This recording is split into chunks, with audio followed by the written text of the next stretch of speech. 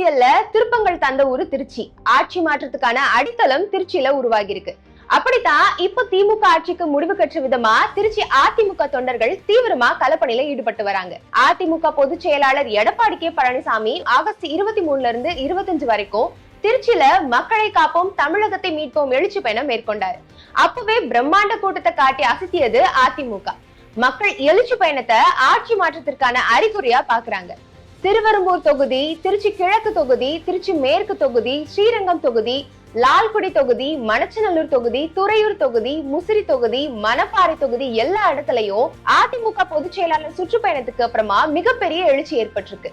அதிமுகவின் முன்னாள் மின்சாரத்துறை அமைச்சர் தங்கமணி, முன்னாள் சுகாதாரத்துறை அமைச்சர் விஜயபாஸ்கர் தலைமையில திருச்சி முழுக்க பூத் கமிட்டி அமைக்கப்பட்டு ஆலோசனை கூட்டங்கள் நடத்தி திமுகவை அலற விட்டுருக்காங்க. புறநகர் வடக்கு மாவட்ட செயலாளரும் முன்னாள் நாடாளுமன்ற உறுப்பினருமான ப. குமார் தலைமையிலையும், திருச்சி மாநகர் மாவட்ட செயலாளரும் முன்னாள் துணை மேயருமான ஜே. சீனிவாசன் தலைமையிலையும், திருச்சி புறநகர் வடக்கு மாவட்ட அதிமுக செயலாளரும் முன்னாள் அமைச்சருமான மு. பரஞ்சோதி தலைமையிலையும் களத்துல தீவிரமா செயல்படுறாங்க. அதிமுக எம்ஜிஆர் இளைஞரணி செயலாளர் முன்னாள் அமைச்சர் என். ஆர். சிவபதி, முன்னாள் அமைச்சர் எஸ். வளர்மதி, முன்னாள் அரசு கொறடா ஆர். மனோகரன், முன்னாள் அமைச்சர்கள் ப. அண்ணாவி, டி. பி. பூனாச்சி, முன்னாள் சட்டமன்ற உறுப்பினர்கள் எம். செல்வராசு, டி. இந்திரா காந்தி, பரமேஸ்வரி முருகன், மல்லிகா சின்னசாமி உள்ளிட்ட பலரும் திருச்சியில அதிமுகவோட வெயிட்டை காட்ட தீவிரமா வேலை செய்யறாங்க.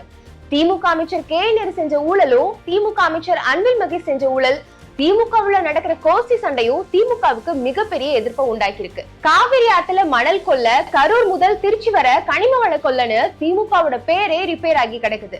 பொன்முடி மாதிரி, செந்தில் பாலாஜி மாதிரி நேருவும் ராஜினாமா செய்யணும்னு ஊழல் புகாரையெல்லாம் சுட்டி காட்டி அமைச்சர் நேருவுக்கு எதிராக எதிர்கட்சிகள் தரப்புல கோரிக்கை வச்சிருக்காங்க. எதிர்கட்சிகள் மட்டுமா எதிர்ப்பு, சொந்த கட்சியிலேயே எதிர்ப்புன்னு புலம்பி தள்ளுறாரு நேரு.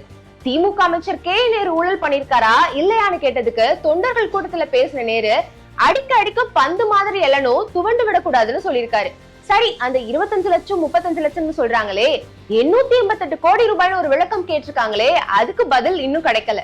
திமுகவுல மாநில நிர்வாகியான துணை பொதுச் செயலாளர் திருச்சி சிவா, திமுகவுல திருச்சி மாவட்டத்துல அமைச்சரா இருக்கும் அன்பில் மகேஷ் பொய்யாமொழி, திமுகவுல திருச்சியில மாவட்ட செயலாளரா இருக்கும் வைரமணி, திமுகவுல ஸ்ரீரங்கம் சட்டமன்ற உறுப்பினரா இருக்கும் பழனியாண்டி, இப்படி சொந்த கட்சிக்காரங்களே வெளிப்படையா நேருவுக்கு எதிர்ப்பு தெரிவிச்சு பொது இடத்துல செயல்படுறாங்க. இன்னும் பல பேரு மறைமுகமா நேருவுக்கு ஆப்படிக்க உட்கட்சியில வேலை செய்யறாங்க. இதையெல்லாம் வாய்ப்பா பயன்படுத்தி பாஜக, பாமக, அமமுக, தமாக கூட்டணி பலத்தோட அதிமுகவின் வெற்றி வாய்ப்பு அதிகரிச்சிருக்கு. திருவெரும்பூர் தொகுதி, திருச்சி கிழக்கு தொகுதி, திருச்சி மேற்கு தொகுதி, ஸ்ரீரங்கம் தொகுதி, லால்குடி தொகுதி, மணச்சநல்லூர் தொகுதி, துறையூர் தொகுதி, முசிறி தொகுதி, மணப்பாறை தொகுதி எல்லா தொகுதியிலையும் அதிமுக செல்வாக்கு அதிகரிச்சாலும் இன்றைய நிலவரப்படி மணப்பாறை, ஸ்ரீரங்கம், லால்குடி, துறையூர், திருச்சி கிழக்கு, மணச்சநல்லூர் தொகுதிகளின் வெற்றியை உறுதி செஞ்சிருக்கு அதிமுக.